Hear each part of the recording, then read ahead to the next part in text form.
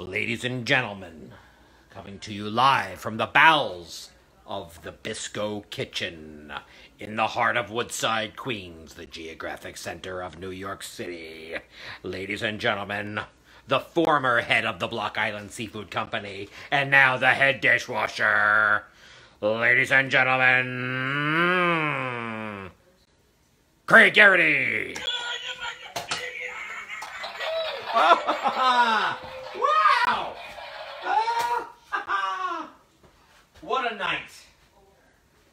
What a night. What a week. I have a very, very special guest tonight. My niece Abigail is here tonight. She's behind the camera. Because Maureen said, I don't want to do it tonight. I'm tired. Take a break, Maureen. Take a break. Well, how about a big hand out there for Abigail? Thank you. Little water bottle. That's nice. Abigail, how's it look? How's the, Well, his head's cut off. I twist that one here. There we go. Yeah. Okay, remember I said you got to watch that to see. Yeah. Because that's what they say. Mm-hmm. Oh, we have our first call of the night. We have our first call of the night. Could be your dad. Oh, yeah. Mother. You are cut off. It's my mother. She's probably asking how I get this. How do I get it on? Okay, well, Abigail's here, and there might be some people tuning in later, but it gets early. It gets late early around here. Yeah. It's on the Block Island Seafood Company page, Mom. It's also on the Sayville Library page tonight. Sayville Library. Hey, Pete, we got ourselves up and running, so thank you very much. Before it gets too late, I want to bring out my other very, very special guest. My new baby. My only baby. Oh my God, who is this? Oh. So, ladies and gentlemen, for everyone who tuned in last week, can you see her? Mm-hmm. For everyone who tuned in last week and I wasn't here, that's because Maureen was having our baby. And this is Frances Kathleen Garrity. Mm-hmm. Oh, yeah. Sleeps like her dad. So Frances Kathleen was born on October 16th. And she was 5 pounds, 6 ounces.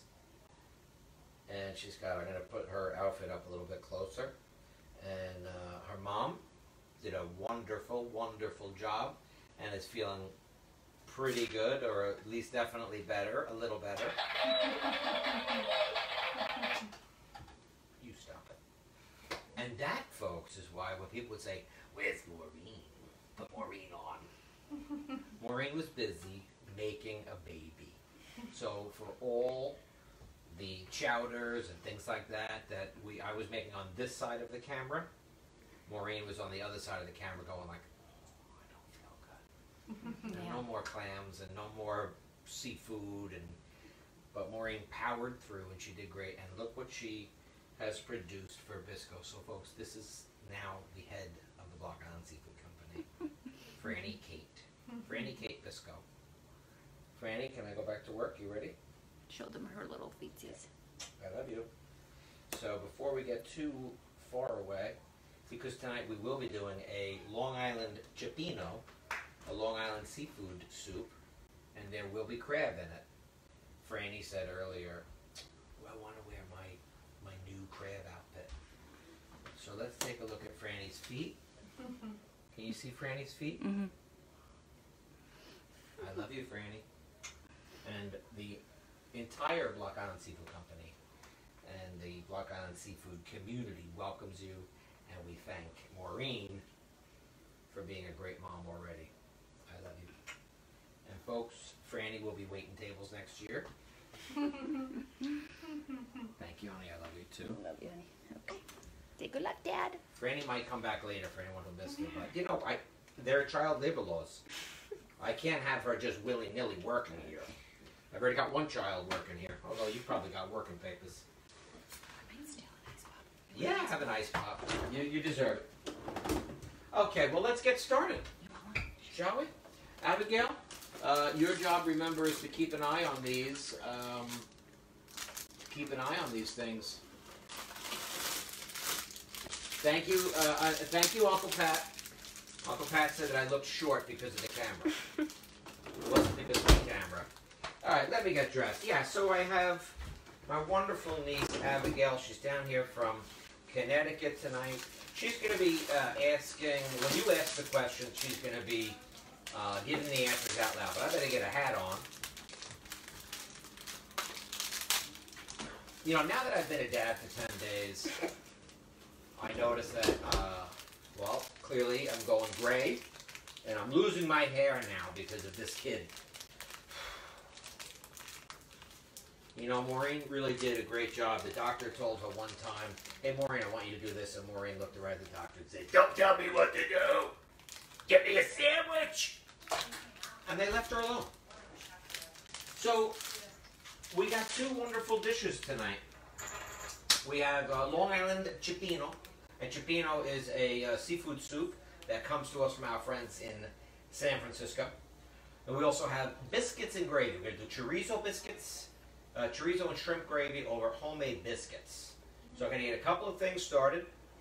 You're going to ask some questions. Abigail's going to read me some questions and comments in a moment. First thing I want to do is just have Abigail stay right where she is and maybe tilt down just a moment here, Abigail, on our board.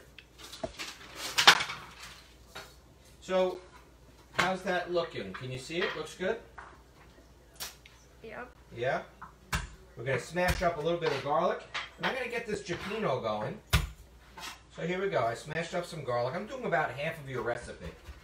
Can you see that? It's chopping really nice, Abigail? Yep. Slow motion camera, you ready? Regular speed. Nicely done, Abigail. Nicely done. All right. Why don't you walk that camera right over here? Whoa, wait a minute. I gotta cover my mess. Okay, now you can walk it over. And you just want to tilt it right into here. All right, make sure that's nice and tight. I'm going to add this garlic. I'm also going to add a little bit of red pepper. I'm going to give that Cioppino a little bit of a kick. Not too much. So we got in here sauteed onion and fennel. And now we have some garlic. And we have some red pepper. I have that working on a low heat.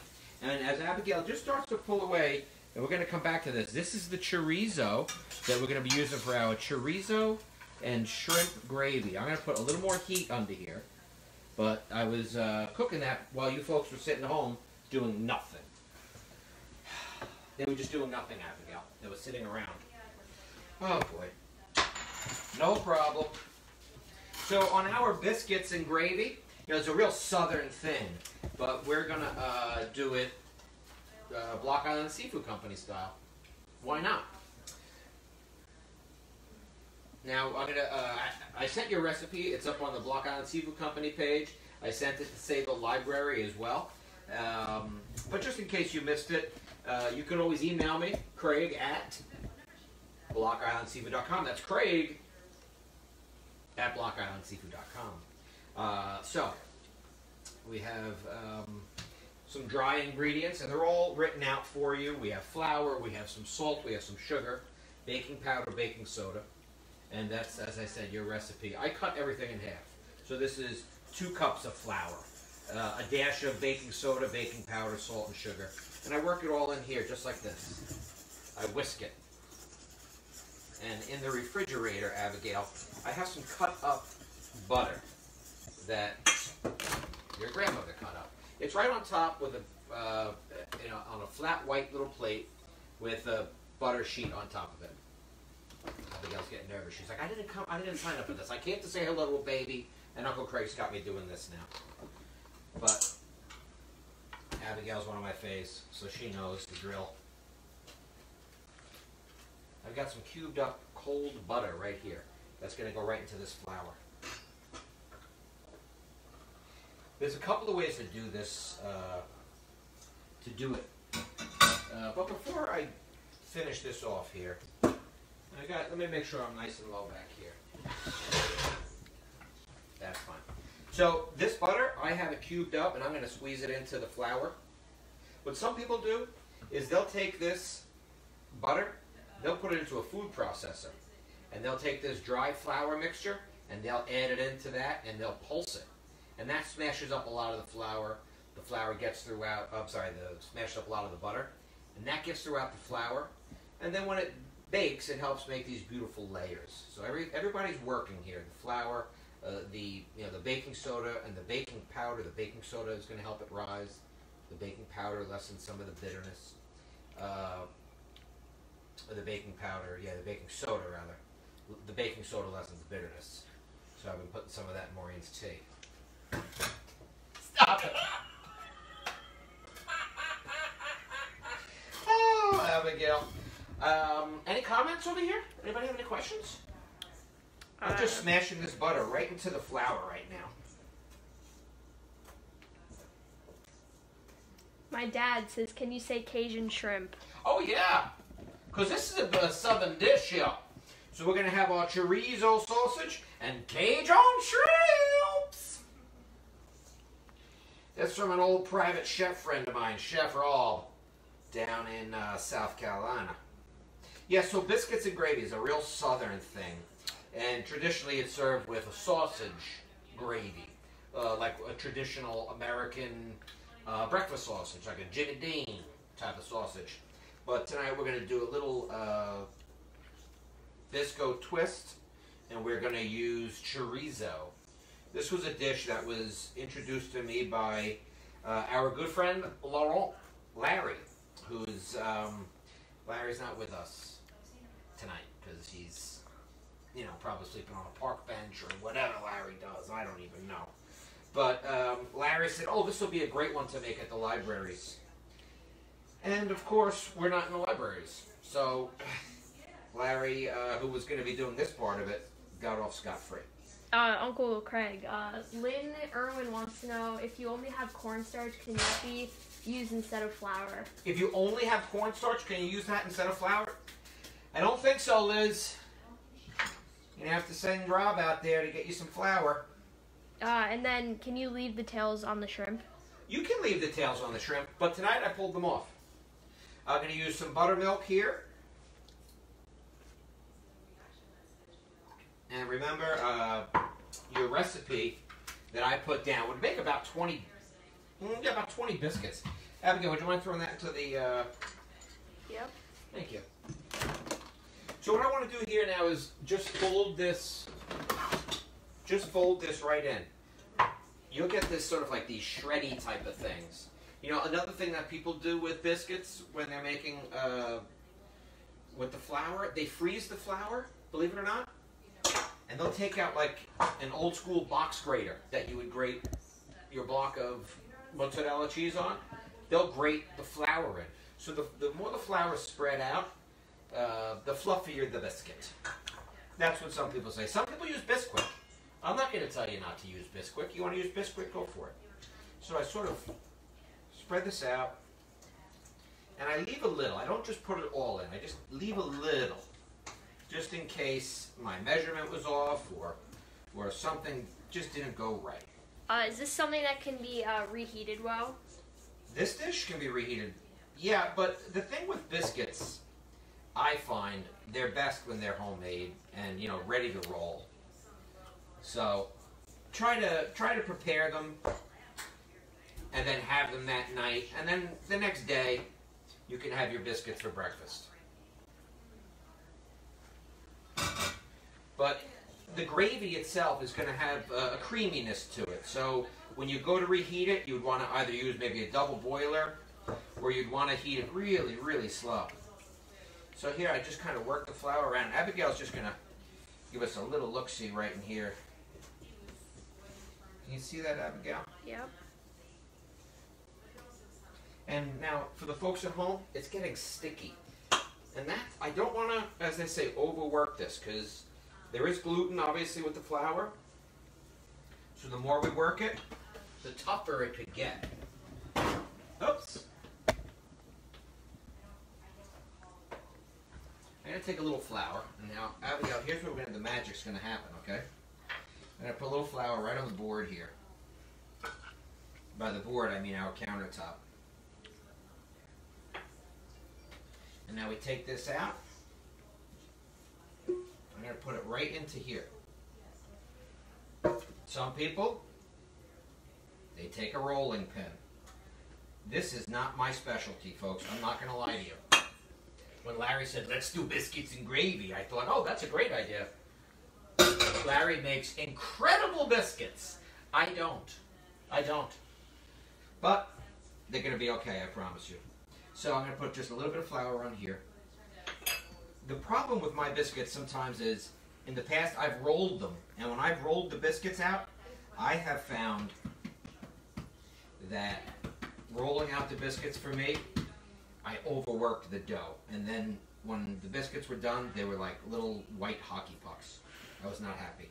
So I'm just going to pat it out like this.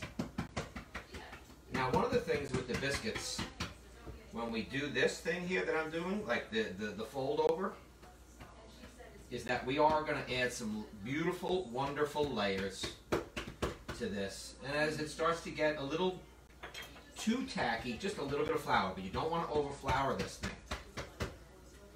Take this guy here, and this will help us flip it. Now, one last time. But if you're somebody who insists on, having it, rolled, get out your roller. That's okay. I'm not going to come into your house and break it down and tell you that you can't do that, okay? But here you can see the dough is sort of intact. Now, go right here. I picked this up today. It's a donut thing. Make for the donuts. I asked Maureen if she wanted anything special, while she's home taking care of Franny Kate. And Maureen said, I want donuts. And bloody it up. All right. So, Abigail, can the folks see this? Yep. Look at that.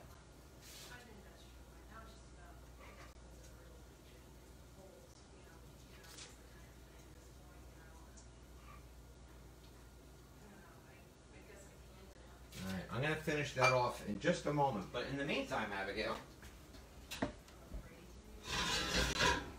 want to get this Cioppino going here for the folks. We have our fennel.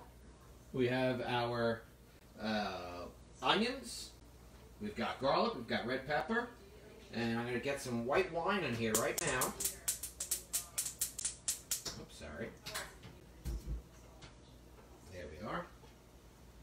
And now we've got our white wine. I keep the white wine in this bottle because Maureen thinks it's olive oil. And I can drink as much of it as I want without her knowing it. So here's some white wine. Just a moment. I need about half of this can of crushed tomatoes.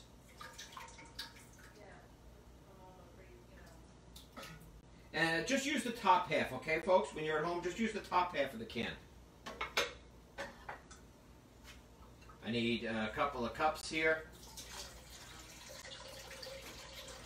That's 1 cup. And that's 2 cups. And that's good. I'm going to start to bring this coming up to a nice simmer. Oh, Uncle Craig, what kind of white wine are you using? Oh, why don't we step back to position A there and I'll give you the answer. And you can reestablish that tripod there. So somebody wanted to know what kind of white wine I'm using. Is it dry? It's a dry white wine. Yeah, I always cook with a dry white wine, like a Pinot Grigio. Anything that's a little too sweet, like a Sauvignon Blanc, I find can take up. It can kind of overpower the food a little bit. Not that much, Look, if you're in a pinch and all you have is Chardonnay or Sauvignon Blanc, go for it. But as I've said many, many times on this program, this is a real program, okay? We're on a real TV show. A box of Pinot Grigio, a box of Chablis white wine, Almaden, whatever that is totally fine, because believe it or not, at some of the finest restaurants in New York and Long Island, that's what they're using. Trust me, I've worked in many of them, and that's what they're using. Remember, you're not drinking the wine, and people say, well, you wouldn't use a wine that you wouldn't drink. Or you could say, if I'm enjoying the wine and I'm drinking it, why am I going to waste it in the food? So get yourself a box of white wine, and it'll stick around a long time. It's not something you have to worry about if it's still good, anything like that. So don't worry, okay? What's the proper biscuit size for a baby or an infant? Oh, if you want to make biscuits for a child at home, you should get a thimble, okay? Get yourself a thimble, and that's what you would use to make biscuits for a baby. People don't think I knew the answer to that. You see the way they try to trick me like this, Abigail? I don't need to be tricked. I'm working here. Ay, ay, ay. And then you get some of these scraps right here, and I'll finish those off just like this with just a touch more flour. You're really, at home, you'll probably get 10 biscuits out of this. What do we got here? We got 4, 7, we got 8. So this will be 9. And then I could squeeze that together and make 10. Niner, Carolina. Alright, last biscuit. Now we're going to call this one a drop biscuit. That's a drop biscuit, folks. When you get your biscuits done, and you just drop them down like that. So, into the oven. I got the oven at about 375. Alexa, set a timer for 9 minutes. 9 minutes, starting now. Alexa, did I tell you that I had, that Maureen and I had a baby?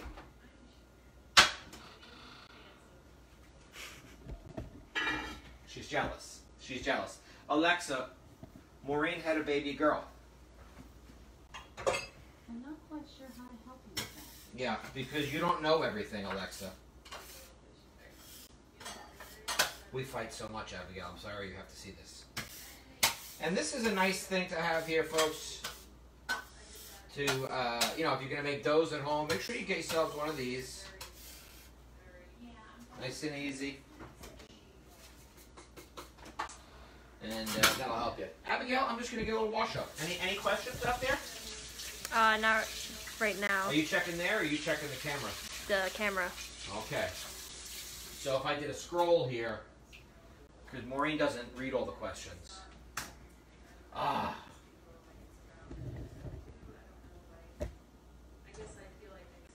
Maureen really is very...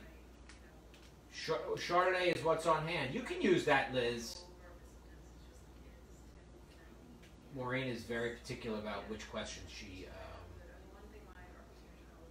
which questions... Oh, the Krabby. Nice job, Ed.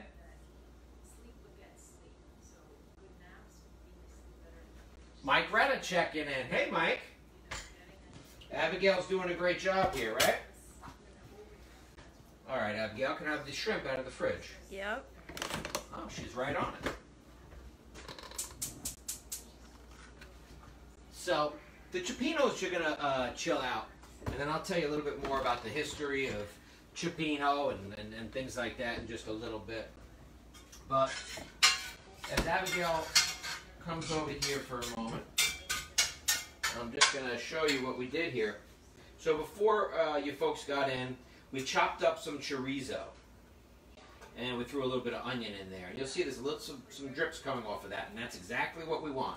So we're going to take the chorizo out of the pan. Now, if you can find, and some places will sell just chorizo meat, it won't be in the casing. Try to get that if you can, because then you can smash it around, and you'd have crumbled sausage, which is very similar to when you're having biscuits and gravy you know, at a diner or somewhere like that down south. That's a crumbled sausage. So for now, I'm just going to hold this. And in here, I've got just some of the residual fat left over from the chorizo. This is some shrimp. I chopped them up. That's going to go right in here. They're cleaned. They're peeled and deveined. No tail on them. But Liz, or anybody out there who wants, you can leave the tail on. No problem. And look at this. This is called cayenne oil. It's a little spicy. It's a little red. But it's delicious. Nah, just use it sparingly. Because it is pretty spicy. As Uncle Matt would say, put the toilet paper in the freezer. Alright, so the shrimp, you see here, these shrimp are already starting to rock and roll. Exactly what we want. Abigail's going to step back to her position. And I have some butter in the butter drawer there. Or the butter thing. Yeah, I'm a dad now, so no more Mr. Nice Guy. But for all you folks out there, I don't want you to think that, you know, it's going to change me in terms of my commitment to serve you and the mission of the Block Island Seafood Company. We're not going to let you down. But if I have to, I will. She's the boss now. Shrimp working very nicely. Lower that temperature just a little bit. And in the meantime, I'm going to ready up a couple of tablespoons of butter. Would you also mind grabbing me the cold milk out of the fridge? Thank you. How about a big hand for Abigail? I mean, she's really doing a great job. Okay, that's a bit much. That's a bit much. You know this one? That's great. Any questions out there? When will the Bisco dorm delivery service be available? Will it extend to Boston College area? Who's that, Fana? No, Nicole Vegra. Oh, hello, Nicole. Our great friend Nicole Vegra up in Boston College, BC. What kind of foliage do you have up there right now? You know, last week I think was peak leaf peeping season, if I'm not mistaken, up in New England. Am I right? The foliage is great. You're walking around, you got your books, you probably got a guy carrying your books for you already, but you walk around with your books and, you know, you got your scarf on, having a coffee, a latte. Oh, what I wouldn't give to be in your shoes. But yeah, we can make it happen. We can get this up there. Oh, why do you use chorizo and not a spicy Italian sausage? Well, you know, it depends on the type of sausage you like. In all honesty, the reason we're using chorizo tonight is very simple. Every year, around this time, we start booking the libraries for next year. So, last year in October of 2019, I was looking around for things to cook and things that we could do possibly in front of 40, 45 people live, show them, feed them, and then do another dish. I run out of ideas, folks. So that's why my good buddy Larry said, oh, I made this one time at a restaurant, and it was great, and it looked great. And I said, oh, that sounds like a great idea, Larry. Let's do it. So that's why we're using chorizo, because he thought that the red hint, it'll probably be more of a pink cream. He just thought it would look cool. So that's what we went for. I'm going to push it over too. And now we got to come up with ideas for next year. So as always, send in your requests. This pandemic cooking has really tested me because we try not to repeat on Facebook because we know that aside from the great folks at the Save the Library tonight, we get some folks who are, you know, just Bisco heads who come in to watch. We don't want any repeats, you know. It's like a Springsteen show here. We don't want somebody coming in and seeing the same old, same old. But if you have requests for going forward, always email them, Craig at blockislandseafood.com. You can post them to us right on our Facebook page as well. We're on, obviously, Facebook, Block Island Seafood Company, Twitter, Instagram. But really, we just got to this because of Larry. Larry gets me into trouble. He's a troublemaker. I love biscuits and gravy anyway. Liz wants to know how much flour should be used when you're using 1 stick of butter for a roux. Well, it's not as it's not equal. So normally a roux would have equal parts butter and flour, and in this case it's a third of a cup of flour, and it's a fourth of a cup of butter. Because you would normally do, for this one, a third of a cup of flour, and then, I'm sorry, a half a cup. It's 4 tablespoons, so it would be a half a cup of butter. I'm cutting the recipe in half, so that's why I'm going to use these 2. So it's very close. It's almost like making a, Alexa, stop. I'm in the mid. I'm sorry, Alexa. I shouldn't have spoken to you like that. I apologize. Ed wants to know if you can use shelled langoustines or crawfish. Yeah, you can.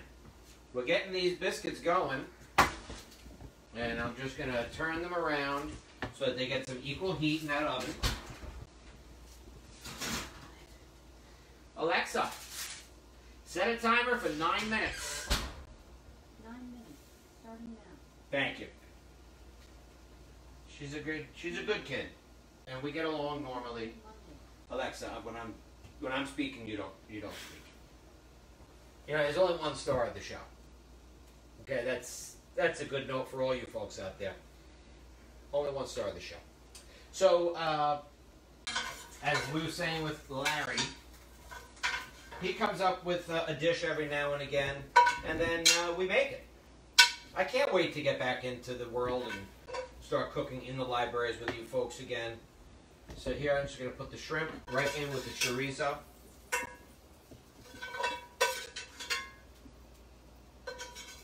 I'm going to let this pan cool just a bit. And I'll make that roux. Some of the ingredients we have here tonight, because I'm talking about chorizo sausage. So here's the chorizo sausage. And this is what's called Colombiano brand, just a popular brand around here. And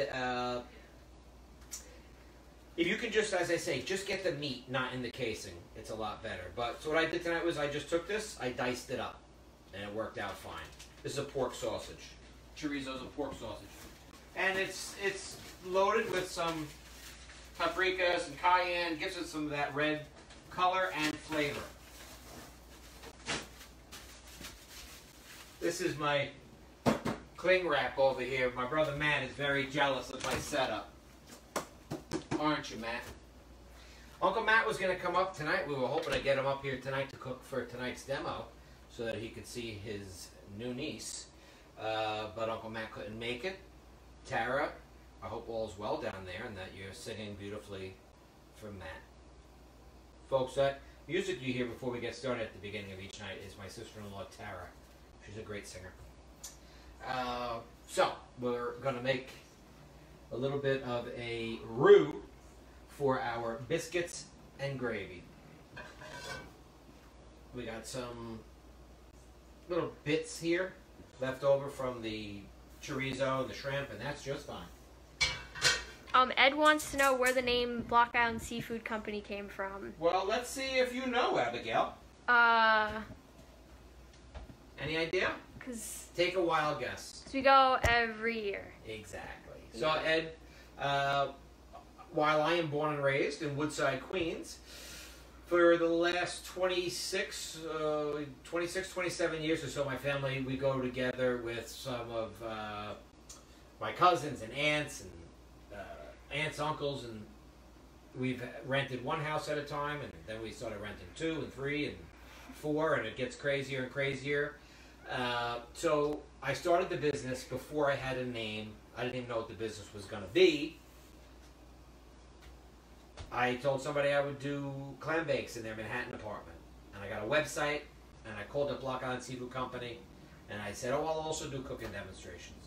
So I've never done a clam bake in somebody's Manhattan apartment, but we're up to about 500, 550 cooking demonstrations at this point. And Block Island Seafood Company just reminds me of my family. And as my niece Abigail can testify, this is what it's like when we're on vacation. We hang out, we chit-chat, we cook, we eat, and then the next night somebody else is in charge of cooking. So it could be Uncle Drew, Uncle Pat, Uncle Mark, Matt, Maura, Jesse. It just gets passed around. And when your night to cook, everyone just, of course, stands right in the kitchen, right in your way, the whole time. And there's usually somebody there to tell you how you should do it better than you're doing it. Also, I just thought Block Island Seafood Company had a great ring to it, Bisco. And Rikers Island Seafood Company. That didn't sound too good. Thank you. Thank you all. Oh, Abigail. Why don't we bring it over here, Abigail? We'll show the folks what we got working. We got a couple of things in the mix here.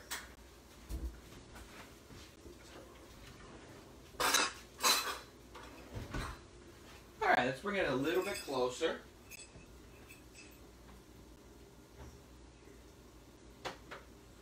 Now, over here, you'll see we got this working out of, this is what we call our Cioppino stock. And that's really working together, coming very nicely. I'm going to review all of that that's in here. I'm going to review all that with you, so don't worry. But while we have Abigail here, and we have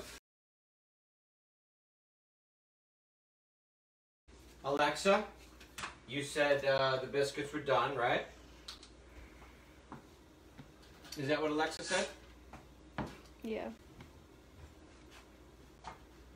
Well, let's see what Alexa meant here. First things first, I'm going to pull these biscuits out. Oh! Get a shot of those, Abigail. What do you think, folks? I think those look like some pretty nice biscuits there, if you ask me. Yeah, they are. Maybe they could have been a little fluffier, but I don't know. I think they're going to work out pretty good, Abigail. What do you think? Yep. All right, Abigail's going to keep that camera rolling. And in order to make biscuits and gravy, you've got to have a gravy. So Abigail, let's bring it in here.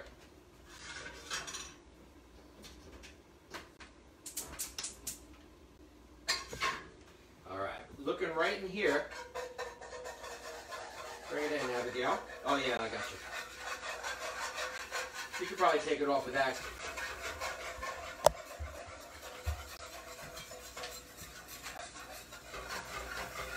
So we had a little bit of flour into that butter, and that started to make our roux, and now I've just got some milk, and we're going to thin it out with this milk.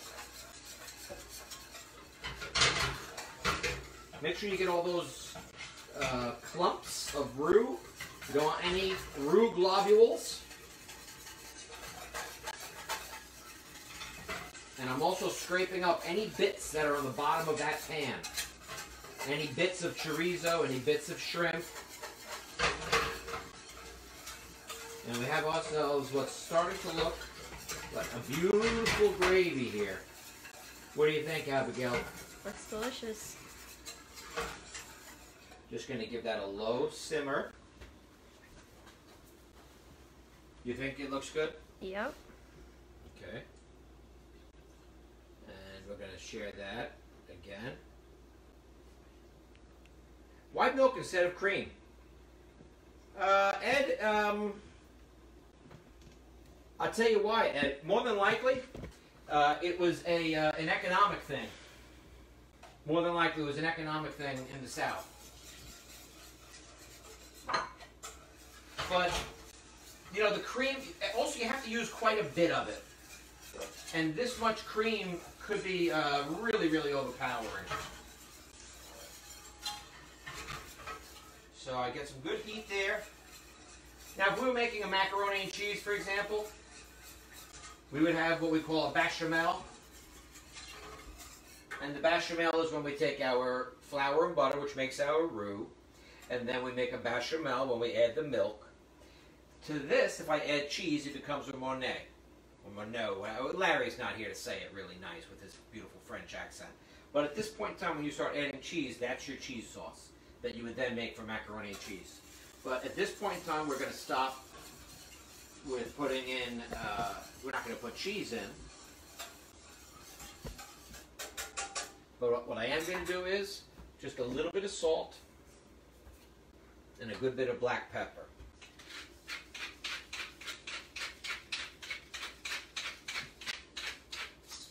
Biscuits and gravy always has a lot of black pepper in it.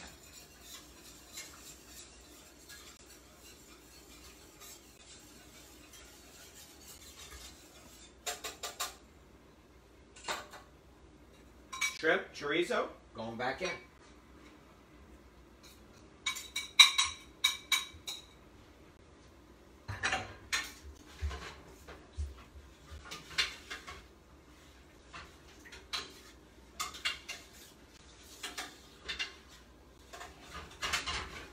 I'm going to let that simmer.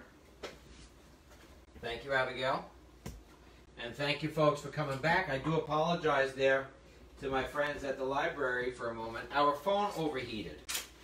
So you can only imagine how hot it is here in the kitchen for Abigail, who's really doing all the work. I got a little bit of sage right here. I'm going to take some sage. Very, very aromatic, very earthy. I'm going to put it in right now. The sage is one of those things that really blooms. So be careful. A little goes a long way. So I got some sage in here.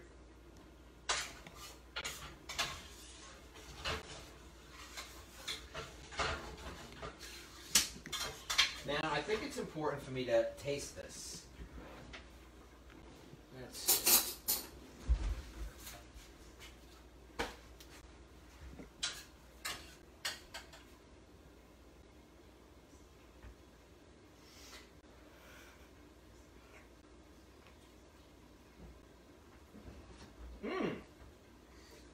It's good. It's spicy. It needed a touch more salt.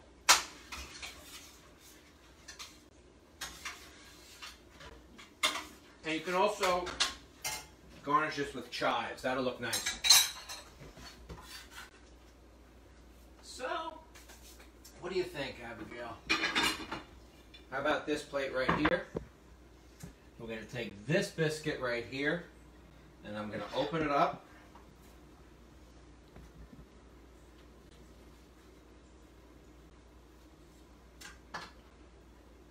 Here's our biscuits. Let's do 3. Here's the drop biscuit that we had.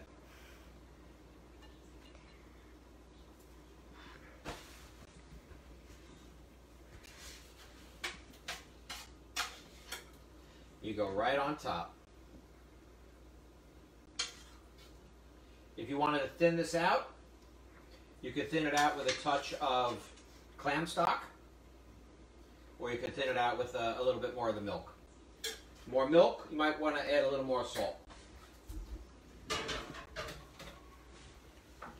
Anne-Marie? Yes? I need an official taster here. You could do it on camera or whatever, but your biscuits and gravy are up. Ooh, alright, I'm coming. Alright, let's get a nice shot of that. Give it So that's our biscuits and gravy. Buttermilk biscuits, chorizo shrimp gravy. And again, you might want to garnish that with some chives. That would look really nice too. I'm going to put a dash of parsley. Ooh, this looks delicious.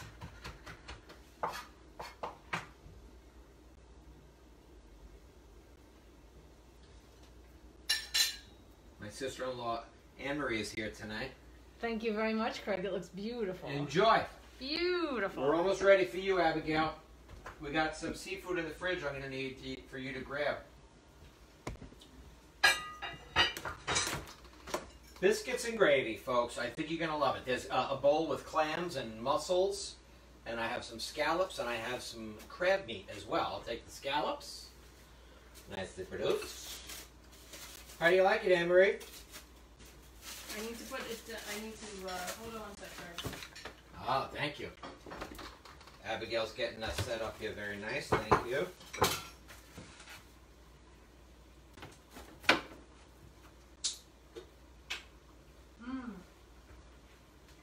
Oh, that's delicious. What was that? That's delicious. No, I'm sorry. I couldn't hear you. What was that? Really delicious. All right. So, there's a can of crab meat in there. Oh, You got it? Awesome. Yeah. Thank you.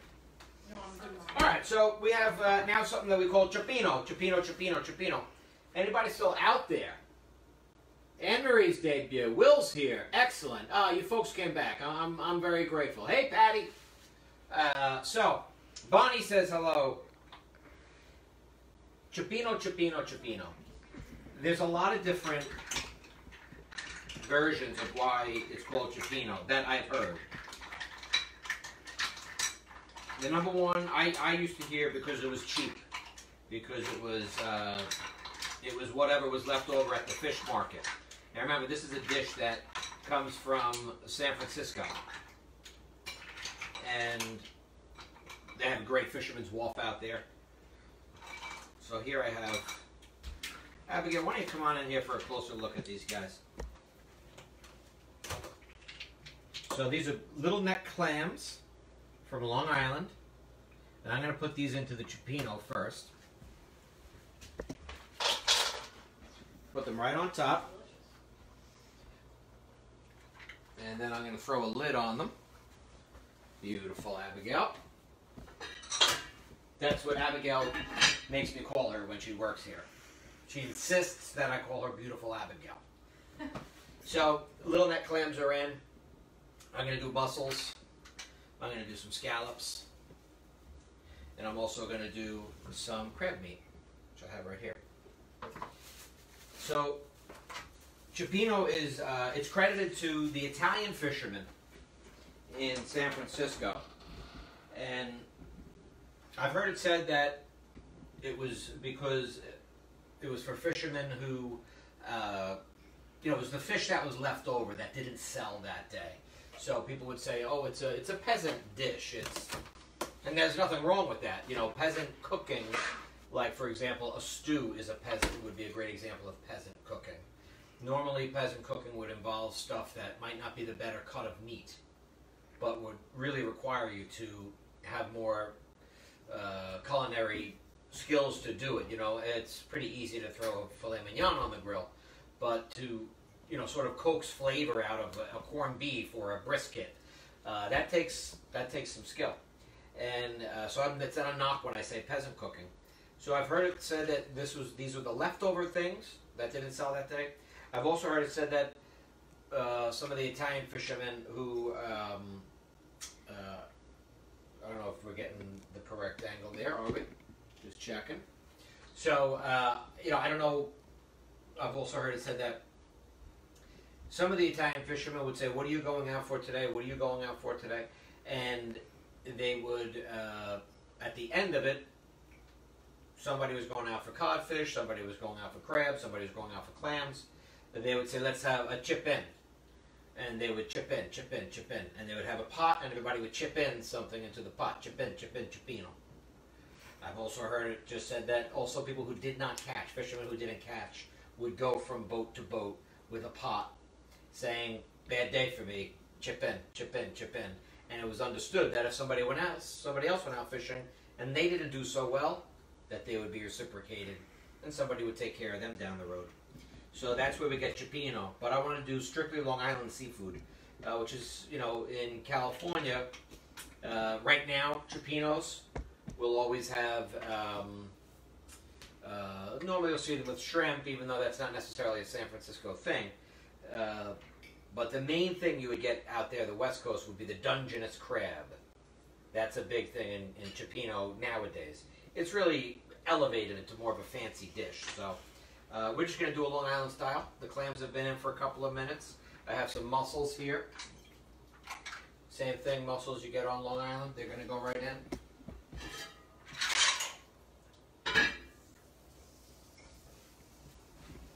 I have some sea scallops as well.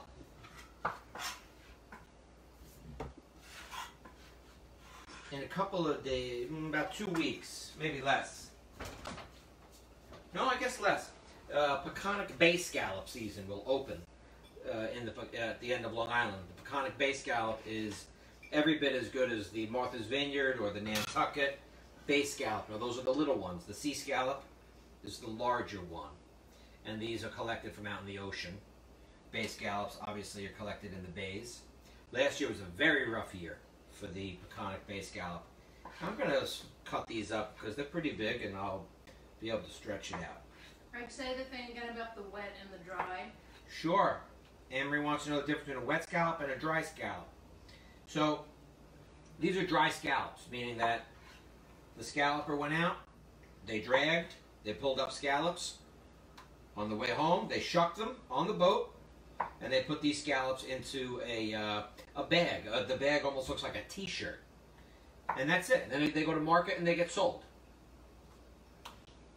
That's a dry scallop. A day boat scallop or a diver scallop, that's a fresh scallop. There's nothing in here except just scallop. A wet scallop is a scallop that has maybe sat on the shelf for a little while. And then in order to sell it, they take it like this, and they throw it into a bucket of water and some other chemical solution. It's a preservative solution, and that gives it longer shelf life. But these are, in essence, alive, or at least they're spongy. So when you put them into a bucket of water and preservative, this is going to suck up the water and the preservative.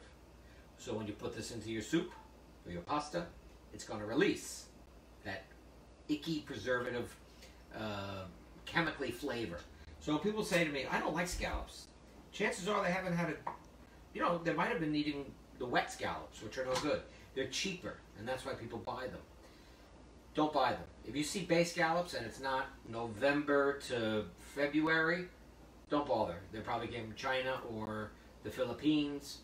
And it's not that they make bad scallops, it's just that they've traveled thousands and thousands of miles.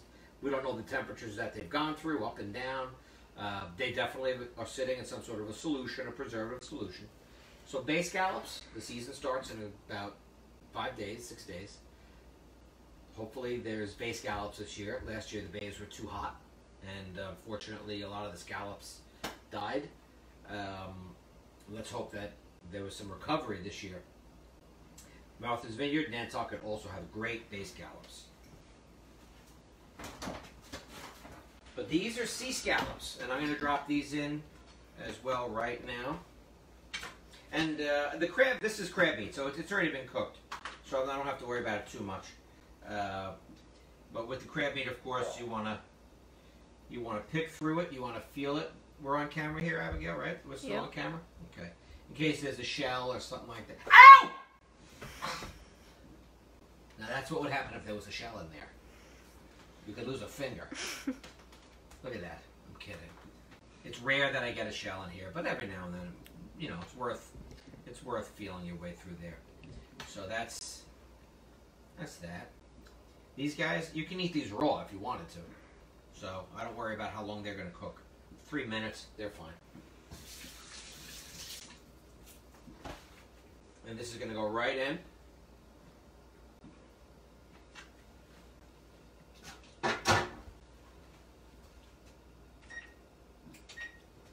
Oh, the Cioppino's out of boil. And Abigail, here's a good opportunity for you to show the folks what we've got working here. And as Abigail shows you here, the mussels have opened, the clams are opened. This is going to go right in.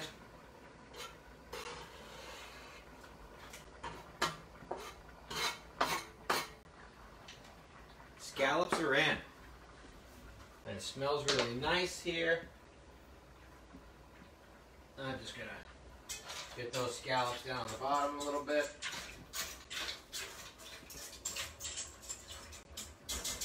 So that's it. This will take about 3 minutes, and we'll be good to go. I have here some bread that was kind of sitting around, so figured we could use this bread. Last week or 2 weeks ago, we had made this compound butter, and might as well just use it now. So I will get some of this compound butter.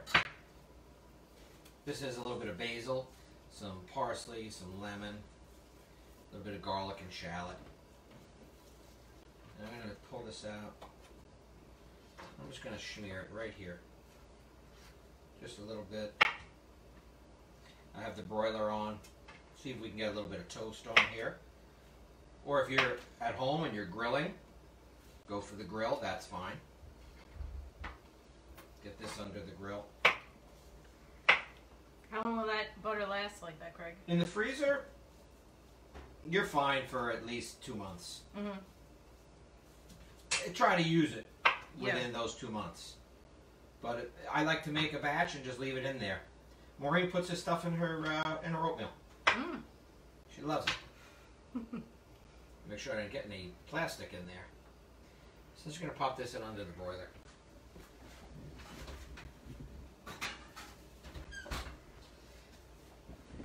Any questions out there, Abigail?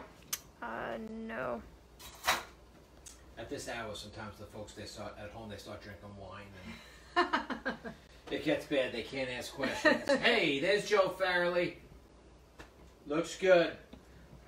We dedicate this one to you tonight, Joe. Good luck with everything. We'll be thinking about you. And see if I'm missing anybody else. I'm sorry that I was late. Save me some. You got it, Mom. Stacy says she's guilty. I don't know what you're guilty of, Stacy, but I'm sure it's okay. Go to confession. That's the best thing you could do. So I'm going to take a little bit of parsley here, and this is how we'll finish our soup. If you're somebody who likes that licorice flavor that you're going to get from the fennel, that we had fennel, put fennel in there, you could take some of these fennel fronds. Put those in here, why not? Uncle Craig, if you have a small kitchen, where should you put all your small pots? Hang them.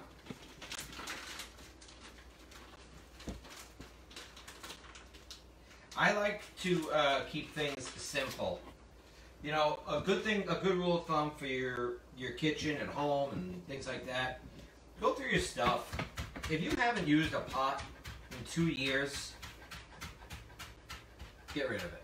It's okay. I know you're thinking, I need these 16 pots for that day that, the army pulls up and they're like, you got to feed 45 men and women right now. But if it hasn't happened in the last 2 years, you're probably okay.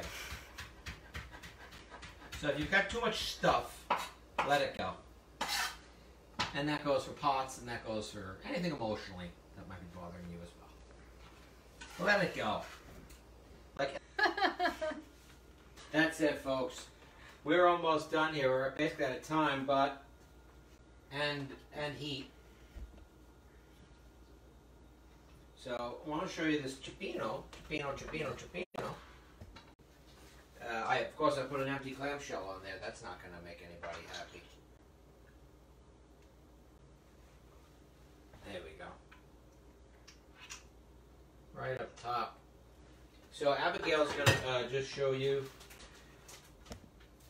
with a quick look-see there. I'm going to finish with some basil and parsley. And Abigail, just to show them this shot, and we'll point it out. Here we've got our crab meat. Beautiful scallop there. Our clams have opened up, which is exactly what we want to see. Make sure your clams are open. And here's our mussels. Make sure your mussels are open. And that's how you know they're done. The clams, the mussels, they're all going to give off great flavor. So, step back. I think I'm burning up this toast. Sure I am. It's that kind of night, Abigail. So, ladies and gentlemen, everybody out there. What a rough one tonight, Peter. My apologies. It's so hot in this kitchen. My niece is, well, she's about 6 pounds now. She's sweated all out. But we want to say thank you for everybody taking a look tonight. We have the recipes. We'll post them up. I'll make one video where it'll all be put together, and we'll set that up for the folks at the library.